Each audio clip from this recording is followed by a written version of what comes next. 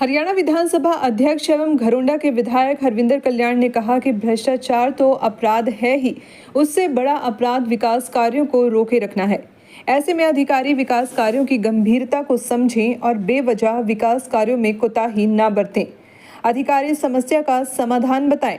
जनता के बीच में जवाबदेही हमारी है और प्रशासनिक अधिकारी निडर होकर काम करें, क्योंकि वे सरकार का चेहरा हैं और जनता को उनसे बहुत सी उम्मीदें हैं जिन पर उन्हें खरा उतरना है।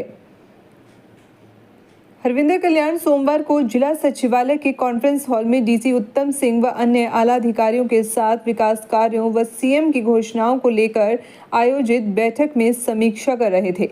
बैठक में मेयर रेणु बाला गुप्ता भी विशेष रूप से मौजूद थी। कल्याण ने अधिकारियों से सख्ती भरे लहजे से कहा कि समय पर विकास कार्य शुरू न करने वाले व अधूरा काम छोड़ने वाले ठेकेदारों पर तुरंत कार्रवाई करें। यदि ऐसा नहीं किया गया तो यह माना जाएगा कि अधिकारियों की ठेकेदार के साथ मिलीभगत है।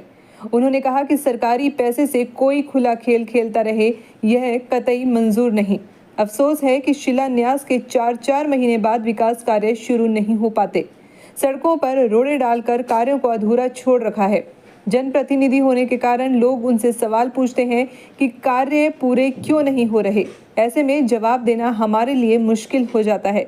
उन्होंने कहा कि अधिकारी विकास कार्यों की गुणवत्ता पर विशेष ध्यान दें ताकि कार्यों में पारदर्शिता नजर आए।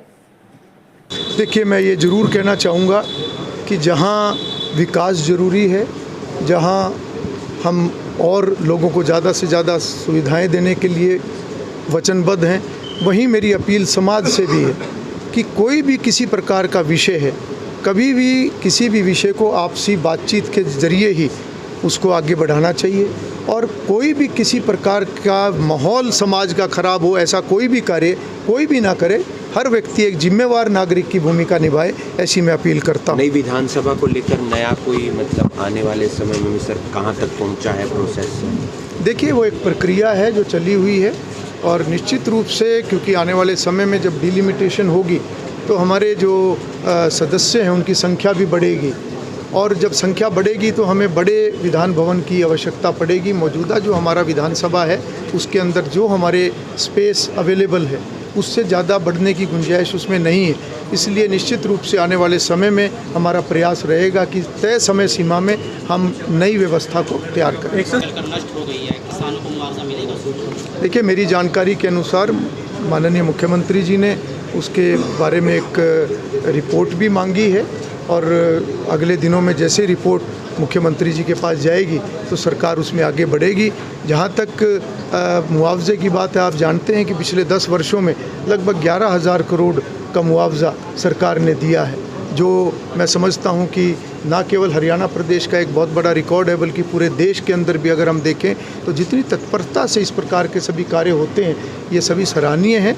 और जो भी ये नुकसान हमारे किसान भाइयों का हुआ है ये एक बहुत ही दुखद है। इस प्रकार की प्राकृतिक जब भी कोई चोट पड़ती है निश्चित रूप से परिवार को नुकसान होता है और मेहनतकश किसान जो कि एक बहुत ही मेहनत करके हम अपनी फसल को उगाते हैं, जब नुकसान होता है तो उसकी भरपाई सरकार जहां तक संभव हो सरकार करती है, परंतु जो भी नुकसान होता है किसान को उसकी कहीं ना कहीं दिक्कत का सामना करना पड़ता है।